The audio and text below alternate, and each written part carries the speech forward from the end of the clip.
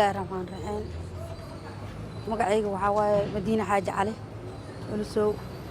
wiilkaasna asoo libisan oo shaqadiisa u dareeraa ay ugu dambeysay ka bacdi meelow ku sugan yahay bugooyna waxaana wuxuu joogaa meesha oo hay'adda dambi baarista waa tagnay waana kala soo kala gamo inaan aragno waa noola diiday haddana xabsiga dhaxal loo gudbiyana liin anaka xukun fulihayna haddana xukunka waxaan ku riixay haddana xukuna lagu ma haayo xabsiga dhaxal la iska galshay adiga sida xoolo amal u heshay ayay noqotay marka waxa waaye dawladda Soomaaliyeed oo sharafta leh waxaan ka codsaynaa in waxaan ku si degdeg xorriyadiisa loo siiyo oo la soo daayo boogaatay sababta loo xiray ma ogaan anaka sababta loo xiray wax kuma ogeyn gacan ku dhiglana ma ahayn dadna ma dafayn adag shaqadiisa u soo baxo u soo rawax wariyowna ahay madax banaan meeshu ku xiran yahay ma tagteen ma ogaatay waa tagna meeshu ku xiran yahay balse waa noola diiday inaan aragno